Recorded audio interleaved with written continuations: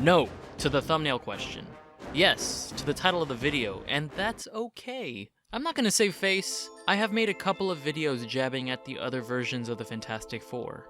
And while I don't take anything I said back in those videos, there is that nostalgia factor I have for those early 2000s movies. So do I think Marvel's First Steps version is better? Well, yeah, so just answer that. Spoiler alert, by the way. This is a spoiler review. Let's talk about what I admire about this film. Joseph Quinn as Jonold Rupertold Storm. Out of everyone in the cast, I think we can safely say this is the quintessential Johnny Storm depiction put to screen. As much shade as I've thrown to the older movies, Chris Evans was probably my favorite in those films. He's still very charismatic in the role, but man, after Quinn's version, it really does shed a new perspective on things. This time around, Johnny has much more of a prominent storyline, whereas the last one he was just like jockey, nothing going on in his head kind of guy. I really liked Chris Evans as Johnny Storm. Like before this movie, that's who I saw. That's Johnny Storm when I looked at him. And also, you know, he's Captain America. Crazy he can do both ranges because they're two completely different characters. But after watching this one, Chris Evans, Johnny Storm, is kind of super obnoxious. Like, it's kind of, he's insufferable, honestly. Johnny's interactions with Shia LaBeouf was also a key standout in the movie. That action scene around the black hole, where it shows the surfers surfing on the dust particles and getting captured into the event horizon, was everything I loved about Interstellar and real-life sci-fi reality warping. I've made videos that were inspired by Interstellar for The Flash and Quicksilver. I don't know if I can really say enough how much I loved the sheer awe of the space exploration that was done in this movie. That's what it's all about, honestly. I really want to see more of these space adventures with these guys. The Silver Surfer and Galactus were fantastic. Say that again. It served a narrative purpose to swap out Norrin Rad for Shia LaBeouf, as the filmmakers really wanted to dial in on the one-sided crush between Johnny and the Surfer. And I'm really looking forward to seeing this Galactus again. More on what I thought they were going to do with him later, though. I like the simplistic approach to their costumes. It makes the whole cast feel more close together with their tracksuits. And honestly, it'd be really easy to cosplay. It looks like something you'd be able to get from Hot Topic. And sure enough, you can. Not sponsored, by the way. That's not a roast. That's pretty nice. Easily accessible and comfy.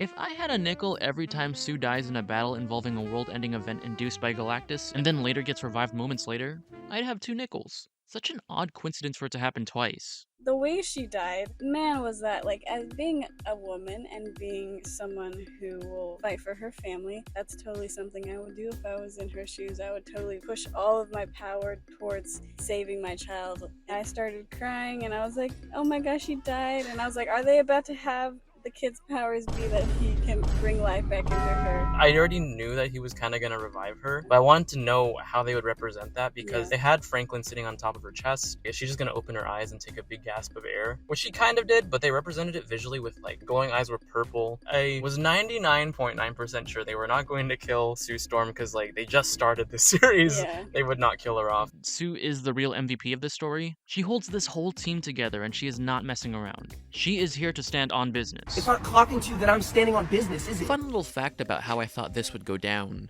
I genuinely thought that this team would lose by the end of the movie. That Galactus would win and devour this world. And that's what causes this Fantastic Four to be hard stuck in the main timeline. To be honest, a little embarrassing to admit due to how wrong I was, that's what I thought was going to happen in 2014 with Guardians of the Galaxy. When Marvel announced they were making a movie about a bunch of unknowns from space, I thought they were just going to use that as an opportunity to show how strong Thanos was. I really thought they were just going to have one movie and have Thanos kill them all on their first outing to show how much of a threat he is to the Avengers. My 15-year-old self was so giddy, feeling like I read Marvel like a book and I knew exactly what they were doing. Boy howdy was I wrong. I'm batting 0 and 2 for this recycled theory for different teams. I gotta stop thinking about these new team-ups like that. Of course they wouldn't want to do that. They've got so much room for exploration in this world. Imagine an Iron Man or even Captain America in this world where everything is a lot less realistic. Maybe Cap doesn't have as much of a militaristic look, and Iron Man looks a lot more simple in design like in the comics. The Thing was okay. I don't think it's that challenging for me to say he's the best he's ever looked in live action. I absolutely adore his design, from the super pronounced brow to the intricate rocky sound design of his limbs. He's just an all-around huge and huggable rock dude. But now for the part a lot of people are probably going to disagree with me on. Pedro Pascal as Reed Richards.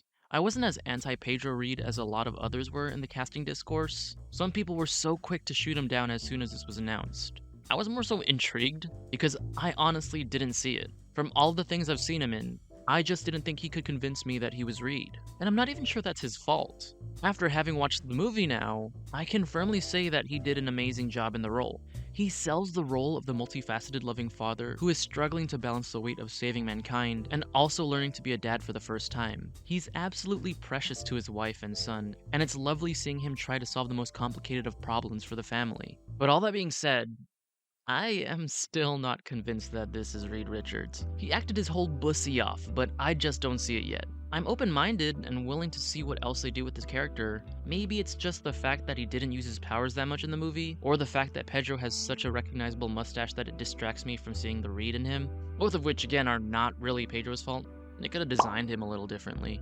But as of right now, I can't really say this is what I'd think of when you say Mr. Fantastic. Joanne Griffith is still that for me. Side note, Buddy is straight up cheesing in all these behind the scenes photos. It actually warms my heart, he's so supportive. Heavenly Father, please defend this man. Protect him at all costs. I will say though, the CGI for Reed was what I was mostly concerned about too, but rest assured it looks really clean in the final product. In my opinion, aside from maybe Luffy from the live action One Piece series, we haven't really perfected the art of stretchy powers yet, at least when showing human skin. I think the studio made the smart choice of covering all of his stretchiness with lines of fabric to mask any skin or smooth surface stretch imperfections. Making him use his powers in a snappy manner also really helped as well. I think what bogged those old movies down when Reed showcased his powers was that they'd spend a lot of camera time lingering on his stretchiness, when this particular effect is really only sold on the quickness of the movements, at least as of right now. Showing him bend for too long of a time frame really gives you that uncanny valley rubbery look, which you could argue he's supposed to look rubbery, but I don't think we're at there yet in terms of making it look like the good kind of rubbery. I feel like we're still at the this looks like a 2D drawing rubbery. There's maybe only one short slow-mo sequence of him using his powers, and that's it. Having him move in quick motions was a very smart choice. I really dug the intensity of the second and third act of the film. That sense of time urgency was established really well, and you could feel the clock ticking as their impending doom was approaching. It was very well written. But I will say, this does feel quite safe. It comes off as deeply sanitized to the point where it feels like they tried their darnest not to venture too much into trying too hard to be different. This was done to the point where Ben doesn't really have much to do in this film, and Reed doesn't spend much time doing much superhero work, which is okay. It's a nice little self-contained story with a simple keep-away plotline. It works for what it's going for. Of course, it doesn't really need to go above and beyond. Marvel just needed this movie to be decent because the old Fantastic Four movies were not universally loved, and also, the MCU's track record hasn't been doing so hot in recent years. While I do believe this movie will profit, the drop from the first to second box office weekend just shows that casual viewers aren't really caring to show up to these things anymore. Thor: Love and Thunder and Ant-Man: Quantumania has completely lobotomized the trust between the Marvel movies and the general movie-going audience. This was a well-written movie with its flaws, and I would call it a good movie. Though it's not quite peak, I do think the 80% drop is super drastic. The Thunderbolts was my favorite superhero movie of this year, and it's also suffered from this effect. Here's my ranking of the superhero movies of this year, by the way, if y'all were curious. I've spoken to my coworkers and family members, and they all said they essentially dropped off somewhere between No Way Home and Multiverse of Madness. That's fair. They've also been releasing so many TV shows. I think the last one I personally watched was Loki Season 1. That was half a decade ago already. More time is needed to build that hype again for people for the MCU. We'll see what happens with the new Spider-Man movie and the Avengers movies going forward. Tom Holland looks like he's in great hands with the Shang-Chi director. I love the new suit. Anyways guys, what'd you think of the new Fantastic Four movie? And how would you rank the superhero movies of this year? Let me know your thoughts in the comments. That's it for me, y'all. See ya.